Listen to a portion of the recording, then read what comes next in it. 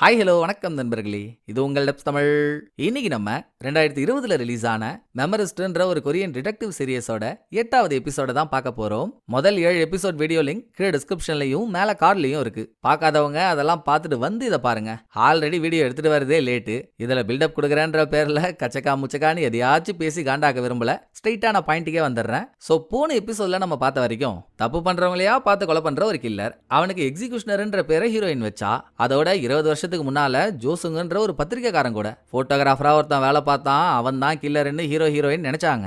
அவன் என்னடானா அப்பப்ப சாமி வந்த மாதிரி எதையாச்சும் ஒன்ன பெணாத்திக்கிட்டே இருப்பான். அப்படி இது வரைக்கும் ஹீரோ யாரெல்லாம் டச் பண்ணாரோ இல்ல இதுக்கு மேல யார பண்ண போறாரோ அவங்கள 3 பேரை இந்த மாசத்துக்குள்ள கில்லர் கொல்ல போறதா சாமி வந்த மாதிரி சொன்னான். பட் சொன்னதுக்கு ஏத்த மாதிரியேங்க ஹீரோ டச் பண்ணி மெமரி ஸ்கேனிங் பண்ண கண்ணாடிக்கார புரோக்கர் ஒருத்த வந்தான்ல, கில்லர் அவனை கொன்னுட்டான். அதுவும் அவன் அவங்கிட்ட வேலை செய்யற பொண்ணுங்களெல்லாம் எப்படி டார்ச்சர் பண்ணானோ சேம் ஸ்டைல்ல தான் கில்லர் அவனை கொன்னான். இன்னொரு பக்கம் போட்டோகிராஃபர் அவனோட வீட்ல இருந்து யாருக்கும் தெரியாம வெளியே தப்பிக்கிறதுக்காக சீக்கிரட்டான வழி ஒண்ணு வச்சிருந்தான். அதையுமே ஹீரோயின் கண்டுபிடிச்சிட்டாங்கல்ல. கண்டுபிடிச்சு உள்ள போறப்போ போட்டோகிராஃபர் வீட்ல இல்ல.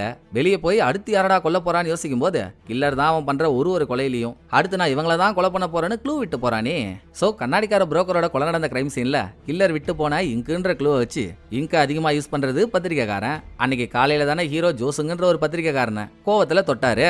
அவனும் எக்ஸ்க்ளூசிவ் நியூஸ் போடுறன்ற பேர்ல நிறைய தப்பு பண்ணிருக்கான். கொய்யா மக்கா, அப்ப அவன் தாண்டா அடுத்த டார்கெட் அப்படின்னு இவங்க கண்டுபிடிக்கிறதுக்குள்ளேயே கில்லர் ஜோசுங்கோட வீட்டுக்கு போய் ஜோசுங்க போட்டு தள்ளிட்டு தப்பிக்கிறப்பங்க எதர்ச்சியா அங்க வந்து சீனியரும் ஜூனியரும் துப்பாக்கி முனையில அவனை லாக் பண்ணாங்க. சரி அரெஸ்ட் பண்ணலான்னு கிட்ட போறப்போ இவனை தொட்ட அந்த மாத்திரம் தான் அடுத்து என்ன நடக்குதுன்னே தெரியாம 2 பேரும் ஸ்டன் ஆகி நின்னாங்க. அப்ப கில்லருக்கும் சூப்பர் பவர் இருக்கான்னு நம்ம மிரளும் போது எபிசோட முடிச்சாங்கல்ல. இதுக்கப்புறம் அதை விட இன்னும் மிரள வைக்கிற மாதிரியான விஷயங்கள் என்னெல்லாம் இருக்குன்றது தான் இந்த எபிசோட்ல பார்க்க போறோம். வாங்களேன் 8வது எபிசோடுக்குள்ள போய் பட்டா போட்டு வந்துருவோம். எபிசோட ஓபன் பண்ணா ஜோசுங்க கொன்னுட்டு அங்க இருந்து தப்பிக்க ட்ரை பண்ற மாஸ்க் போட்ட கில்லரை சீனியர் ஜூனியர் லாக் பண்றாங்க. அரெஸ்ட் பண்ண கிட்ட போய் அவனை டச் பண்ணதும் ஸ்டன் ஆகி நிக்கிறாங்களா. அப்ப கில்லர் சீனியரோட கையில இருக்க துப்பாக்கியை வாங்கி 2 பேர்ல யாரோ ஒருத்தவங்கள எய்ம் பண்றான். இங்க சீனை கட் பண்ணா கில்லர் இங்க தான் வரப்போறான்னு கண்டுபிடிச்ச ஹீரோயின் 2 பேரும் ஸ்பாட்டுக்கு வந்துடுறாங்க. வீட்டுக்குள்ள போய் ஹீரோ ஒரு பக்கம் ஹீரோயின் ஒரு பக்கம்னு தனித்தனியா பிரிஞ்சு தேடும் போது எந்த இடத்துல ஜோசம் கொல்லப்பட்டிருக்கானோ அங்க பேய் அரைஞ்ச மாதிரி கையில துப்பாக்கியோட சீனியர் உட்காந்துருக்காருங்க. அதை ஹீரோ பார்க்க இந்த பக்கம் ஜூனியர் 2 சிஸ்டமுக்கு முன்னால சீனியர் எப்படி உட்காந்துருந்தாரோ அதே மாடுலேஷன்ல தான் இவனும் உட்காந்துருக்கான். ஹீரோயின் கிட்ட போனதும் எனக்கு என்ன நடந்துச்சுன்னே ஞாபகம் இல்ல. சிசிடிவி ஃபுட்டேஜ் எல்லாம் செக் பண்ணலான்னு வந்தா இங்க சிஸ்டமே ஆஃப் ஆயிருக்கு. கில்லர் வீட்டுக்குள்ள வரதுக்கு முன்னாலேயே கேமராவோட ஒயரை கட் பண்ணிட்டு தான் வந்திருக்கான். இந்த விஷயத்த ஜூனியர் தெளிவாவும் இல்லாம குழப்பமாவும் இல்லாம நடுத்தரமா ஒரு கண்டிஷன்ல பேசுறான். சரி உர்ரா பாத்துக்கலாம், அதுக்கு ஏன் அவ்வளவு பிபி ஆவறன்னு அவன் ஆஃப் பண்ணிட்டு ஹீரோயின் மேல போறப்போ ஹீரோ சீனியரோட மெமரியை ஸ்கேன் பண்ணி இங்க என்ன ஆச்சுன்னு தெரிஞ்சுக்க முயற்சி பண்ணிட்டு இருக்காரு. ஆனா எந்த யூஸும் இல்லங்க. எக்ஸாக்டா இந்த இடத்துல என்ன நடந்துச்சுன்ற சீனியரோட மெமரியில இருக்க விஷயத்தை மட்டும் கில்லர் அழிச்சிட்டு இருக்கான். சீனியரும் எவ்வளவோ யோசிச்சு பார்த்தோம் எதுவும் பிடிப்பல்ல.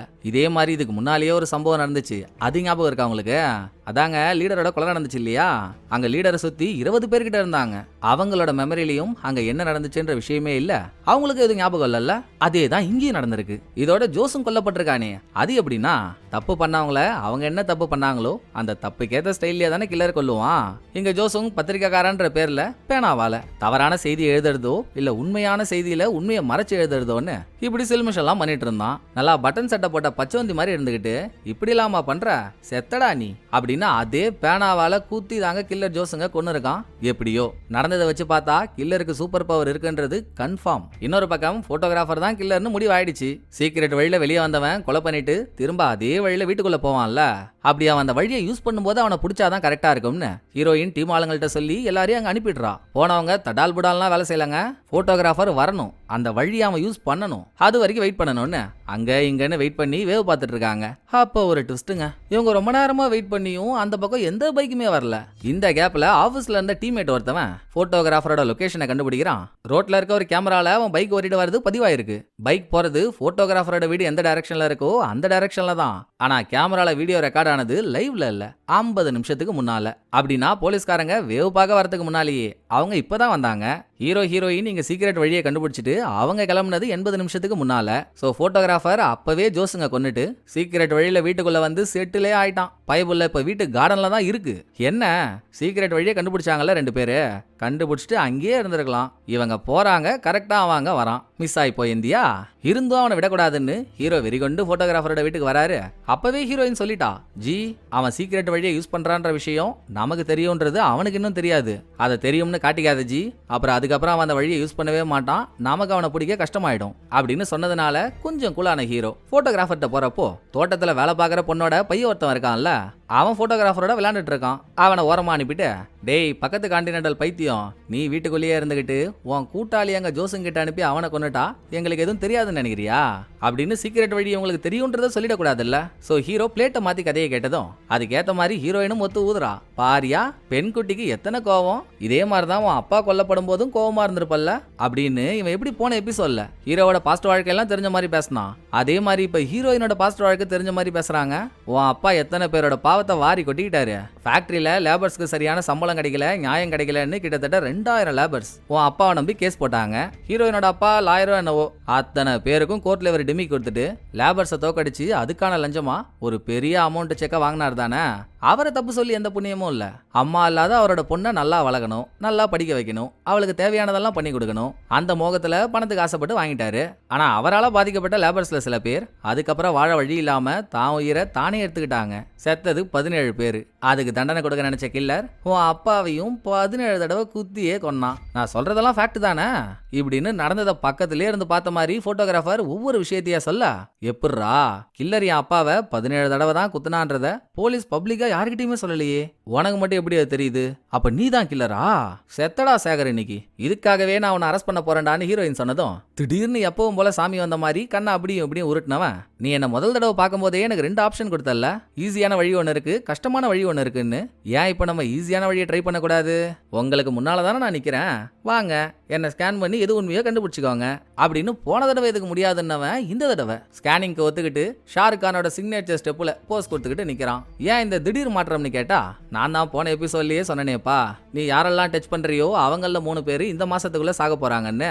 ஆல்ரெடி 2 பேர் செத்துட்டாங்க, யாருக்கு தெரியும் 3வது ஆள் நானா கூட இருக்கலாம்னு விதி முடிவு பண்ணிருக்கோம், அதை அதோட வழியிலே விட்டுருவோம். இப்போ உனக்கு என்ன ஸ்கேனிங் பண்ண இஷ்டமா கஷ்டமா அப்படின்னு போட்டோகிராஃபர் ரெடியா இருக்கான். இதை விட்டா வேற வாய்ப்பு கிடைக்குமான்னு தெரியல. நம்மாலி ஹீரோ பாக்கெட்லயே பத்திரத்தை வச்சுட்டு அலையிறாரு. அதாவது நான் உன்னை ஸ்கேன் பண்றதுக்கு உனக்கு பூரண சம்மதம், ஸ்கேன் பண்ணி எந்த உண்மையை கண்டுபிடிச்சாலும் அது கோர்ட்ல செல்லும் அப்படின்னு எழுதி அதுல போட்டோகிராஃபர் கிட்ட சைன் வாங்குறதுக்கான பத்திரம் தான் அது. எடுத்து அவங்க கிட்ட நீட்டினதும் போட்டோகிராஃபர் இதை படிச்சிட்டு இருக்கும் போதே கொஞ்ச நேரத்துக்கு முன்னால தோட்டக்காரியோட பையன் விளையாண்டுட்டு இருந்தான்ல, அவன் சும்மா ஹீரோவோட கால் கிட்ட வந்து என்னமோ பண்ணிட்டு இருக்கான். அதுக்குள்ள பையனை தேடி அம்மா வந்துடுறாளா, அட கும்பராசியில பிறந்த குட்டி மாடு, யாரு கேட்டு நீங்க வந்த, உன்னை இங்கெல்லாம் வரக்கூடாதுன்னு சொல்லியிருக்கேன் தானே அப்படின்னு பையனை மிரட்டி இழுத்துட்டு போனதும், அப்பெல்லாம் இந்த மாதிரி பண்ணதே இல்ல, இப்ப சடனா பண்றான்னா போன எபிசோட்ல ஹீரோயின் 2 பேரும் போட்டோகிராஃபரை பத்தி அவகிட்ட சொன்னதுனால தானே. சந்தோஷமா ஆபீசர், கண்டதை சொல்லி என் மானத்தை மாட்டு வண்டியில ஏத்திட்டீங்க, சரி வந்து தொலையும், நீங்க நினைக்கிறதெல்லாம் உண்மையா இல்லையான்னு நீங்களே பாத்துக்கோங்க அப்படின்னு போட்டோகிராஃபர் பத்திரத்துல கையெழுத்தெல்லாம் போட்டான். ஹீரோ அவன் ஷோல்டர்ல கையை வச்சு ஸ்கேனிங்கையும் ஆரம்பிக்கிறாரு. இது இன்னைக்கு காலையில இருந்து நடந்த மெமரிஸ். வீட்டுல சில பல வேலையெல்லாம் முடிச்சுட்டு போட்டோகிராஃபர் சீக்ரெட் வழியில நுழைஞ்சு நடந்து போயிட்டு இருக்கான். அத மெமரி மூலியமா அதே இடத்துல நின்று ஹீரோவும் பார்த்துட்டு இருக்காரு. கண்ணு மிக்கிற நேரத்துல காரசாரமான ட்விஸ்டுங்க ஹீரோவுக்கு. மெமரியில போட்டோகிராஃபர் அந்த டனல்ல ஹீரோவுக்கு முன்னாலதான் நடந்து போயிட்டு இருந்தான். டக்குன்னு ஆளை காணும். மெமரியில ஹீரோ அவனை தேடிட்டு இருக்கும் போதே பிரசன்ட்ல போட்டோகிராஃபர் இவன் ஹீரோவோட கை மேல கைய வைக்கிறான். உடனே மெமரியில டனல் ஓரத்துல ஒரு பொண்ணு செத்து போயிருக்க மாதிரி அவ கால் 2 மட்டும் ஹீரோ பாக்குறாரு. பொண்ணு யாரு என்னன்னு பார்க்க முடியலங்க. அடுத்தங்க வில்லத்தனமான லுக்கோட நின்று ஹீரோவை பார்த்துட்டு இருந்த போட்டோகிராஃபர் மெமரியிலேயே ஹீரோ கிட்ட பேசுறான். நீ யாரெல்லாம் தொடரியோ அவங்க எல்லாம் சாக போறாங்கடான்னு. இது கூட பரவாயில்ல, அவன் அதை சொல்லி முடிச்சதும் அவனுக்கு பின்னால பார்த்தா மாஸ்க் போட்ட முகம், சிகப்பு கலர் கண்ணு, ஐயோ கில்லர் நிக்கிறான். இங்க பிரசன்ட்ல ஹீரோவுக்கு அதெல்லாம் பார்த்து வேர்த்து விறுவிறுக்குது. போட்டோகிராஃபர் என்னடானா 32 பல்லையும் காட்டி சிரிச்சிட்டு இருக்கான். அவ்வளவுதாங்க, கபார்னு ஹீரோ மயக்கம் போட்டுறாரு. இங்க சீனை கட் பண்ணா கிட்டத்தட்ட ஹீரோ 3 நாளா மயக்கத்திலே இருந்திருக்காரு. ஹீரோவை பாக்குறதுக்கு NIS என்ற அமைப்பை சேர்ந்த ஒரு லேடி வரா. இது முதல் தடவை இல்ல, இதுக்கு முன்னாலேயே ஹீரோ 2 தடவை மெமரி ஸ்கேனிங் பண்ணும்போது இதே மாதிரி மயக்கம் போட்டு விழுந்திருக்காருல்ல. டாக்டர்ஸும் 305 எலும்பு 30,000 நரம்பு எல்லாத்துலயும் குச்சை விட்டு குடஞ்சு பார்த்தோம். ஹீரோ ஏன் மயக்கம் போட்டாருன்றதுக்கான காரணத்தை கண்டுபிடிக்கவே முடியல. ஹீரோவுக்கு இருக்க பவர்னால அவரோ இந்த நாட்டோட பொக்கிஷமாச்சே.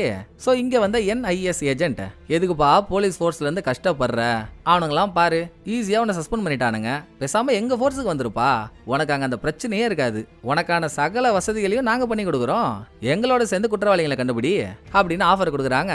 உங்க சங்காத்தமே எனக்கு வேணாம்மா, நீங்க என்ன கூப்பிட்டு வச்சு என்ன பண்ணுவீங்கலாம் எனக்கு தெரியும், எனக்கு அதுல விருப்பம் இல்ல, நீ கிளம்பலாம் அப்படின்னு ஹீரோ பேசி ஏஜென்ட் கிளம்பும் போது சீனியர் ஜூனியர் அங்க வராங்க.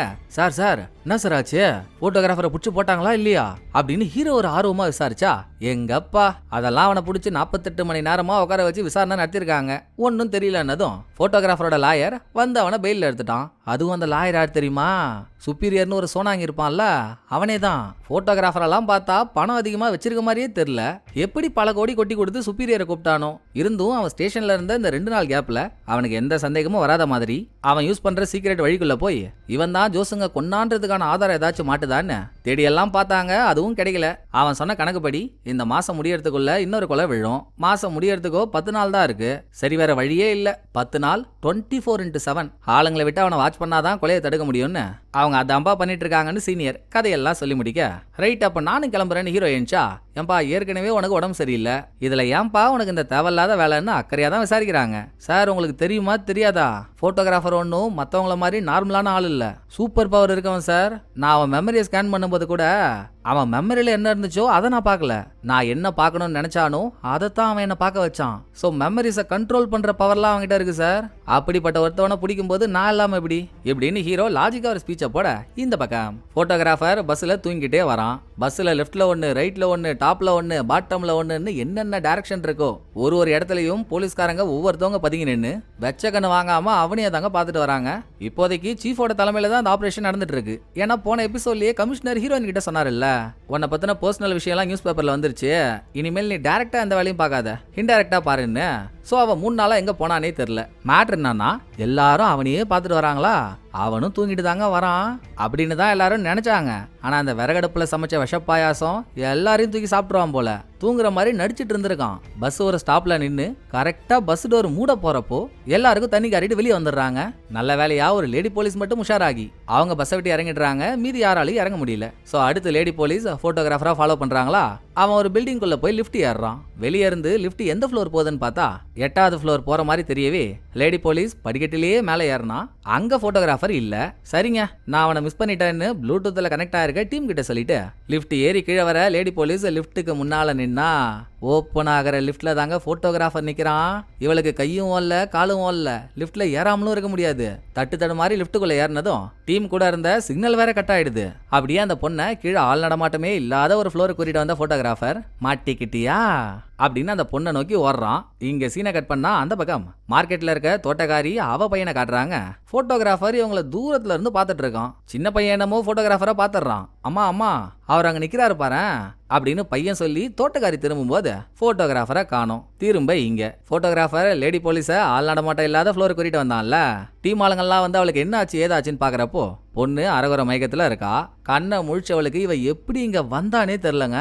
நான் லீவ் போட்டு வீட்டுல தானே தூங்கிட்டு இருந்தேன், எப்படி இங்க வந்தேன்னு அப்பாவி கணக்கா கேக்குறா. சோ போட்டோகிராஃபர் அவன் சூப்பர் பவரை காட்டிட்டு இருக்கான். இதை முடிச்சுட்டு அகைன் தோட்டக்காரி கிட்ட போனா மார்க்கெட்ல இவ கூடவே சுத்திட்டு இருந்த சின்ன பையனை இப்போ காணோம். சின்ன பையனை தானே சொன்னா, அம்மா நான் இங்க போட்டோகிராஃபரை பார்த்தேன்னு. அவன் ஒரு கொலகார பையன்றதை ஏற்கனவே ஹீரோயின் சொல்லிட்டாங்க. அப்ப அவன் தான் நம்ம பையனை தூக்கியிருப்பான் போலன்னு கடகடன்னு காரை எடுத்துக்கிட்டு போட்டோகிராஃபர் அவன் வீட்டு வாசலுக்கு போகும்போது அங்கேயே வச்சு அவனை மடக்கி என் பையன் எங்கன்னெல்லாம் கேட்கறா. வச்சாம் பாருங்க ஒரு ட்விஸ்ட. உன் பையனுக்கு தண்டனை கொடுக்க போறாங்கம்மா. பல வருஷத்துக்கு முன்னால உன் அம்மா ஒரு தப்பு பண்ணால, அந்த தப்புக்கான தண்டனை உன் பையனுக்கு தான் கிடைக்க போகுது அப்படின்னு இவன் என்னமோ சொல்லி, யாரா நீ எப்படிரா என் பாஸ்ட்லாம் உனக்கு தெரியும்னு தோட்டக்காரி ஷாக்கானா. இன்னுமாமா என்ன யாருன்னு தெரியல, சின்ன வயசுல இருந்து உன்னை தூக்கி வளர்த்ததே நான் தானம்மா அப்படின்னு போட்டோகிராஃபர் அவன் கையை தோட்டக்காரிக்கிட்ட எடுத்துட்டு போகும்போது அவ ஜர்க்காகி கீழே விழ போறா. அப்போ ஒரு கை வந்து அவளை தாங்கி பிடிக்குது. யாரானா ஹீரோ. ஹீரோ அவளை டச் பண்ணதுமே அவன் மெமரி எல்லாம் ஸ்கேன் பண்ணிட்டு வரல. அதோட ஒரு ஆளை தொடும்போது அவங்க வாழ்க்கையில எந்த ஒரு விஷயம் அவங்கள ரொம்ப பாதிப்பாகுச்சோ அதுதானே ஹீரோவுக்கு ஃபர்ஸ்ட் தெரியும்.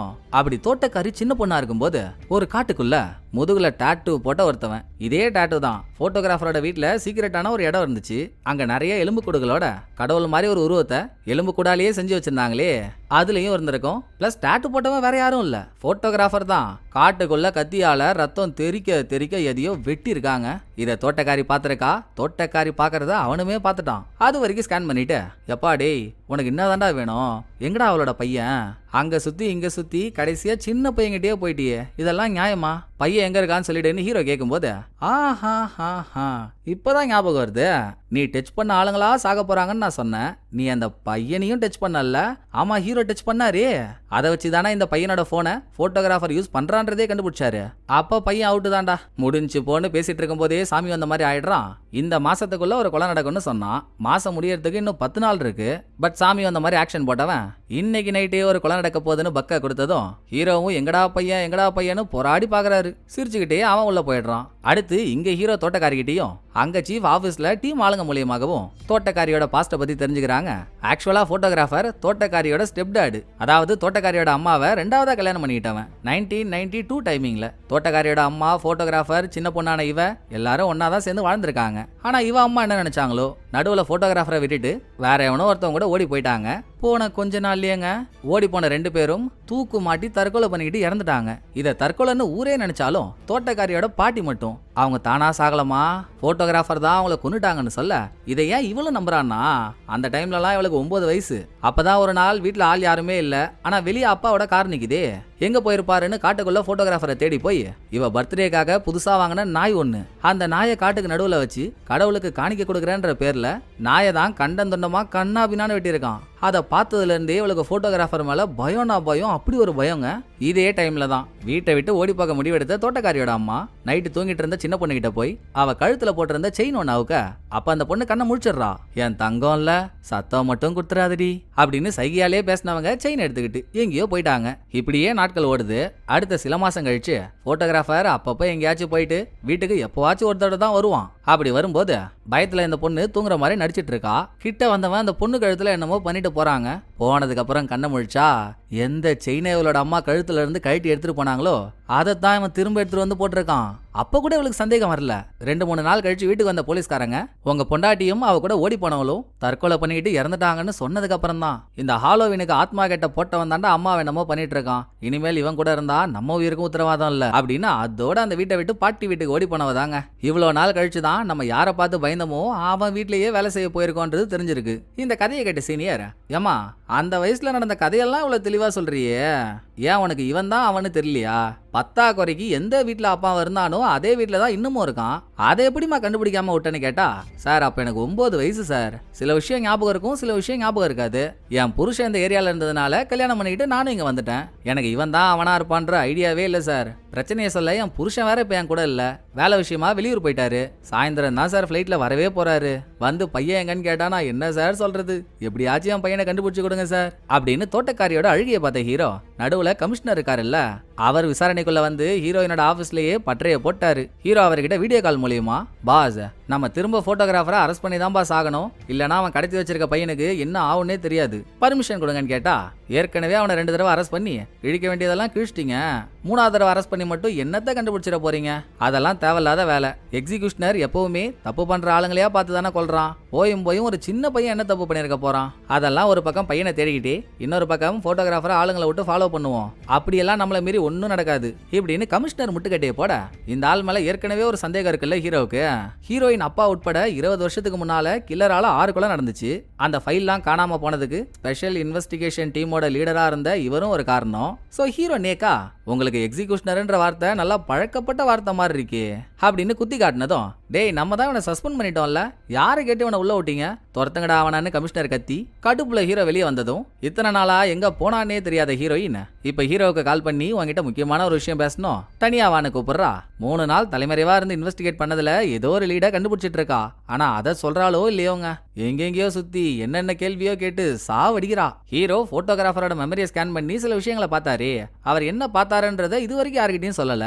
சோ இப்ப ஹீரோயின் அவர் என்ன பார்த்தாருன்னு கேட்கும்போது, எனக்கு தெரிஞ்சாங்க நான் பார்த்த எதுவுமே உண்மை இல்லம்மா, சும்மா அவனுக்கு இருக்க பவரை காட்டணுன்றதுக்காக நான் என்ன பார்க்கணும்னு அவன் நினைச்சானோ அதைத்தான் என்ன பார்க்க வச்சான் அப்படின்னு ஹீரோ பதில் சொல்ல, சோ சூப்பர் பவர்ல அவன் ஒன்னை விட ஜித்து ஜில்லாடி அப்படிதானே, அவனால மெமரியை எரேஸ் பண்றது மட்டும் இல்ல, மெமரிஸை கண்ட்ரோலும் பண்ண முடியுது இல்லையா. சரி அதை விட இதை கேள, 20 வருஷத்துக்கு முன்னால உன்னோட பேரண்ட்ஸ் என்னோட பேரண்ட்ஸ் 2 பேரையும் கில்லர் கொன்னா, அது அதோட முடிஞ்சு போச்சு, எதுக்காக இப்ப நம்ம 2 பேருக்கும் க்ளூ கொடுத்து நம்மள இதுக்குள்ள எடுத்துட்டு வரணும், அதோட கில்லர் பண்ற எல்லா கொலையிலையும் அடுத்து அவன் யாரை கொல்ல போறான்ற க்ளூவை விட்டு போவான்ல, கடைசியா அவன் கொன்னது ஜோசுங்க, அங்க அவன் அடுத்து யாரை கொல்ல போறான்னு எந்த க்ளூவையும் விட்டு வைக்கல. தோட்டக்காரியோட பையனை தானே கடத்தி வச்சிருக்கான், அப்ப பையனை தான் கொல்ல போறான். இதுக்கு எதுக்கு தனியா ஒரு க்ளூன்னு நீ கேட்கலாம். நான் என்ன நினைக்கிறேன், ஏன் பையனை கடத்தினது போலீஸான நம்ம எல்லாரையும் டைவர்ட் பண்ணிட்டு அவன் வேற ஒரு ஆளை கொலை பண்றதுக்கு எடுத்த முயற்சியா இருக்க கூடாது. இதுக்கு பேரு ரெட் ஹெரிங்னு சொல்லுவாங்க. ஒரு விஷயத்துல தவறான க்ளூ கொடுத்து எல்லாரையும் தப்பான பாதையில டைவர்ட் பண்ணிட்டு அவன் நினைச்ச விஷயத்த அவன் சாதிச்சுப்பான். அப்படி பார்த்தா போலீஸ் எல்லாம் இப்ப கடத்தப்பட்ட பையனை கண்டுபிடிக்கிறதுல மும்பரமா இருப்பாங்க. கில்லர் அந்த கேப்ல நீ டச் பண்ண யாரையோ ஒருத்தவன் தான் அவன் கொல்ல போறான்றது உறுதி. தேவையில்லாம உன்னையும் என்னையும் இந்த கேஸுக்குள்ள எடுத்திருக்கான்னா மேபி அவனோட அடுத்த டார்கெட் நானா கூட இருக்கலாம்னு ஹீரோயின் ட்விஸ்ட கொடுத்ததோட அந்த பக்கம் போட்டோகிராஃபர் யூஸ் பண்ற சீக்ரெட் டனலுக்கு வெளியே போலீஸ்காரங்க ஈசல் கூட்ட மாதிரி அங்க எங்கன்னு மறைஞ்சிருக்காங்க. போட்டோகிராஃபரை ஸ்டேஷன்ல கூப்பிட்டு விசாரிக்கும் போது அவனுக்கே தெரியாம போலீஸ் இந்த சீக்ரெட் வழிக்குள்ள போயிட்டு டெஸ்ட் எல்லாம் பண்ணிட்டு வந்துட்டாங்கல்ல. அந்த டைம்லயேங்க அங்க இருக்க காரு பைக்ல எல்லாம் ஜிபிஎஸ் ட்ராக்கரை ஃபிக்ஸ் பண்ணிட்டாங்க. சோ அவன் எப்போ எங்க கிளம்பினாலும் கொக்கி போட்டு தூக்கிடலாம். எல்லாம் கரெக்டா நடக்குதான்னு கமிஷனரும் பார்த்துட்டு இருக்காரு. கொஞ்ச நேரத்திலேயே அவர் யாரோ கூப்பிடுறாங்கன்ற மாதிரி செய்தி காதுக்கு வந்ததும் சரிடா தம்பிங்களா வேலையெல்லாம் கரெக்டா பாருங்க நான் கிளம்புறேன்னு அவர் நடைய கட்ட, இன்னொரு பக்கம் போட்டோகிராஃபர் எப்படா சீக்ரெட் வழியில வெளியே வருவான்னு போலீஸ் எல்லாம் வெச்ச கண்ணு வாங்காம பார்த்துட்டு இருக்காங்கல்ல. அவன் உண்மையாவே பெரிய கேடு பில்லா கில்லாடி ரங்காதாங்க. போலீஸ் கண்ணில் மண்ணை தூவிட்டு இவங்க நினைச்ச மாதிரி அவன் சீக்ரெட் வழியிலே வெளியே வரல. வீட்டு செவிரேறி குதிச்சு வெளியே வந்து அங்கதான் எதிரி காப்பும் அவனோட அசிஸ்டன்ட்டும் கார்ல உட்காந்துருக்காங்க. ரெண்டு பேரும் அடிச்சு போட்டுட்டு கார் எடுத்துட்டு போயிடுறான். அதோட அங்க ஹீரோயின்ட்ட போனா எனக்கு இன்னுமுமே ஒரு விஷயம் உறுத்தலா இருக்கு. போட்டோகிராஃபர் எவ்வளவு தெளிவான ஆளா இருக்கான். சாமி வந்த மாதிரி அவனே எல்லா கேஸ்லயும் க்ளூ கொடுக்குறான். திடீர்னு சைக்கோபேத் மாதிரி நடிக்கிறான். இவ்வளவு பண்றான். ஆனா அவன் தான் கல்பிரிட்னு ப்ரூவ் பண்ற மாதிரி நமக்கு ஒரு சின்ன துரும்பாச்சு கிடைச்சுதா இல்ல. சோ எல்லாத்தையும் தெளிவா பண்றவன் ஒரு பில்டிங்க்கு வெளியே இருக்க வாட்டர் பம்பை வச்சு தானே அது போட்டோகிராஃபரோட சீக்ரெட் இடம்னே நம்ம கண்டுபிடிச்சோம். சாலா அந்த லூஸ் என்ன மட்டும் எப்படி ஈஸியா விட்டு வைப்பான். நான் அடிச்சு சொல்றேன் போட்டோகிராஃபருக்கு கூட்டாளி அவனோ ஒருத்தன் இருக்கான். எங்க நம்ம கொஞ்சம் கொஞ்சமா விசாரிச்சு கூட்டாளி மறைஞ்சிருக்க உண்மையான இடத்த கண்டுபிடிச்சிட போறோன்ற பயத்துல தான் நம்மள டைவர்ட் பண்ணணும், அதுக்கு வேற ஒரு இடத்த காட்டணும்னு போட்டோகிராஃபர் அவன் யூஸ் பண்ணாத வேணும்னே இந்த ஃபேக்கான டனலை நமக்கு காட்டியிருக்கான். அதை இன்னும் நம்ம ஸ்ட்ராங்கா நம்பணுன்றதுக்காகத்தான் நீ அவன் மெமரியில போகும்போது கூட நீ எதை பார்க்கணும்னு அவன் விருப்பப்பட்டானோ அதைத்தானே நீ பார்த்த. வேணும்னே அந்த டனல் வழியா அவன் வெளியே வர மாதிரி ஒரு பிம்பத்தை கிரியேட் பண்ணிருக்கான். அப்படி போட்டோகிராஃபரோட கூட்டாளி யாருன்னு நான் கண்டுபிடிச்சது தான் பெரிய ட்விஸ்டே. வாட்டர் பம்ப் இருந்த பில்டிங் ஒரு ஃபாரின் கம்பெனியை சேர்ந்த பில்டிங்னு நம்ம கண்டுபிடிச்சோம் இல்லையா. கடந்த 3 நாளா நானும் என் டீம்மேட்டும் இல்லீகலா சைனீஸ் நெட்வொர்க் எல்லாம் ஹேக் பண்ணி அந்த பில்டிங் யார் பேர்ல இருக்குன்னு தேடணும். சும்மா அது யாரோட பேர்ல இருக்குன்னு கெஸ் பண்ணி பார்ப்போம். சொன்னா மறந்துருவ. தோட்டக்காரியோட புருஷன் இருக்கானே அவன் பேர்ல தாண்டா அந்த பில்டிங் இருக்கு. நமக்கு வாட்டர் பம்ப்ன்ற க்ளூவை கொடுத்ததே யாரு? தோட்டக்காரியோட புருஷன் தானே. அவன் தானே போட்டோகிராஃபர் என்கிட்ட வந்து வாட்டர் பம்ப் வாங்கினதாகவே சொன்னான். அப்ப பாத்துக்க இவனுக்கு 2 பேர் தான் கூட்டாளிங்க. நம்மள டைவர்ட் பண்ண அவனும் சேர்ந்து வேலை செஞ்சிருக்கான். அதோட தோட்டக்காரி சொல்ற மாதிரி அவன் ஒன்னும் வெளியூருக்கெல்லாம் போல. அடுத்த கொலையை பண்றதுக்கு இங்கதான் எங்கேயோ பதுங்கி இருக்கான் அப்படின்னு ஹீரோயின் சொல்ல ஏமா கொலை பண்றதுக்குன்னு சொந்த பையனையவே அம்மா கடத்தி பணைய வைப்பானுங்க இப்படின்னு ஹீரோ மெர்சலானா அது சொந்த பையனா இருந்தா தானே.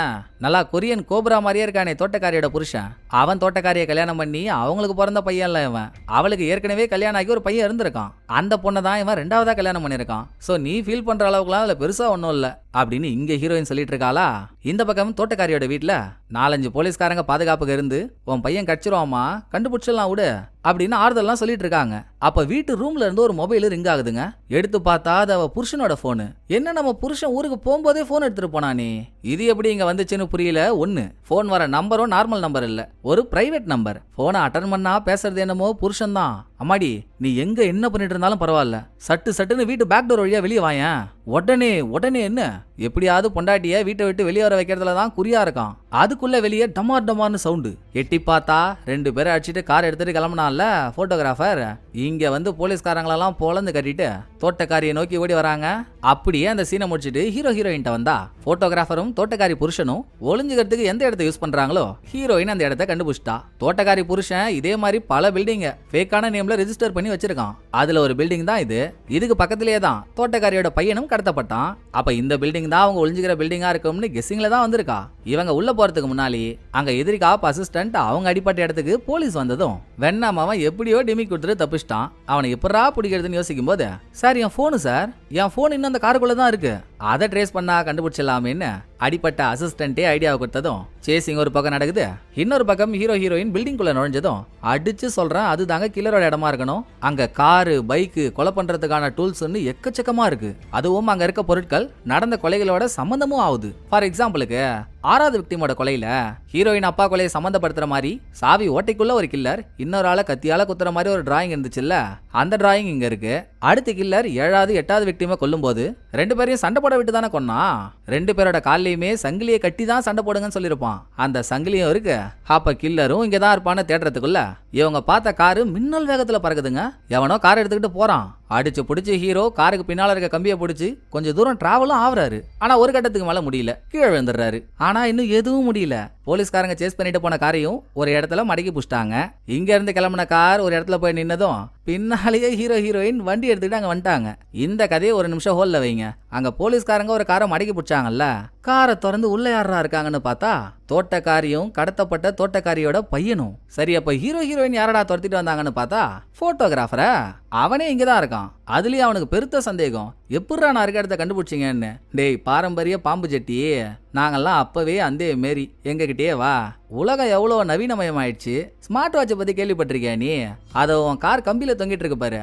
நான் கார்ல ஏறும்போதே வாட்ச் அதில் மாட்டிட்டேன். அந்த லொகேஷனை ட்ரேஸ் பண்ணிட்டு தான் இவ்வளவு தூரம் வந்தேன்னு ஹீரோ ஒரு விளக்கம் கொடுத்ததும், சரி இப்போ என்ன சண்டையா? எப்படியும் போலீஸ் பேக்கப் இங்க வரதுக்கு 5 நிமிஷம் ஆகும். ஆனா 3 நிமிஷத்துக்குள்ள நான் அவங்க 2 பேரோட கதையும் முடிச்சிருவேன். சண்டை தேவைதானா?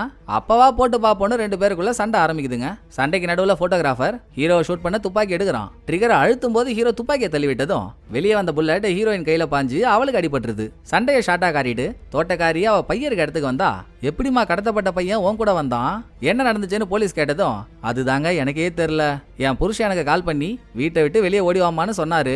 அப்ப போட்டோகிராஃபர் உள்ள வந்து எல்லாரையும் அடிக்க ஆரம்பிச்சிட்டான். பயந்து போய் வெளியே ஓடி வந்தானா அங்க நின்னுட்டு இருந்த காருக்குள்ள பார்த்தா உள்ள என் பையன் இருக்கான். எனக்கு கணவனே கண்கண்ட தெய்வம். நீ உடனே அங்க இருந்து தப்பிச்சு யாரு கூப்பிட்டாலும் நிக்காம இந்த ஹார்பருக்கு வந்துரு, நம்ம நாட்டை விட்டே போயிடலான்னு சொன்னாரு. போற வழியில தான் நீங்க புஷ்டிங்க அப்படின்னு அவ அடுக்கடுக்கா சொல்லிட்டு இருக்காளா. இங்க ஹீரோ போட்டோகிராஃபருக்கு நடந்த சண்டையில அவன் சரக்குன்னு கத்தி எடுத்து ஹீரோவோட நெஞ்சில இறக்கிடுறான். ஹீரோயினால கையவே தூக்க முடியல. இருந்தும் அதுக்கு மேல விட்டா ஹீரோ அவுட்டுன்னு கஷ்டப்பட்டு துப்பாக்கி எடுத்து போட்டோகிராஃபரை ஒரு வழியா ஷூட் பண்ணிடுறாங்க. நம்மால் நெஞ்சில வாங்கின கத்திய உசுரை கொடுத்து இழுத்து வெளியே தூக்கி போட்டு போட்டோகிராஃபரை பஞ்சு பஞ்சா பிரிச்சு லாக் பண்ணிட்டாங்க. அவன் கையை ஹேண்ட் கஃப்ல கட்டி போட்டு, எவ்வளோ தைரியம்டா உனக்கு, சின்ன பையனே அட்டாக் பண்ண பாத்திருக்கல, ஆனா அவன் என்ன ஈடேர்ல பாரு, அம்மா பையன் 2 பேருமே சேஃப், அவங்க இந்த கண்ட்ரியை தாண்டறதுக்கு முன்னாலேயே நாங்க புஷ்டோம் அப்படின்னு ஹீரோயின் சொல்ற வரைக்கும் வில்லத்தனமா சிரிச்சுக்கிட்டே இருந்தான். 2 பேரும் சேஃப்னதும் அவ்வளோ பதட்டம் ஆவறான். ஐயோ என்ன சொல்றீங்க, அடடா அவங்க அங்க இருக்க கூடாதே, போய் ஆகணுமே, ஏன் இப்படி பண்ணீங்கன்னு புலம்ப ஆரம்பிச்சதும் இவன் ஏன் திடீர்னு வித்தியாசமா நடந்துக்கிறான், ஏதோ ஒண்ணு தப்பா இருக்கே அப்படின்னு ஹீரோவனை ஸ்கேன் பண்ண அவன் கழுத்தை பிடிக்கிறாரு. அவன் மெமரியில முழுக்க தோட்டக்காரியோட ஃபேமிலி தாங்க இருக்கு.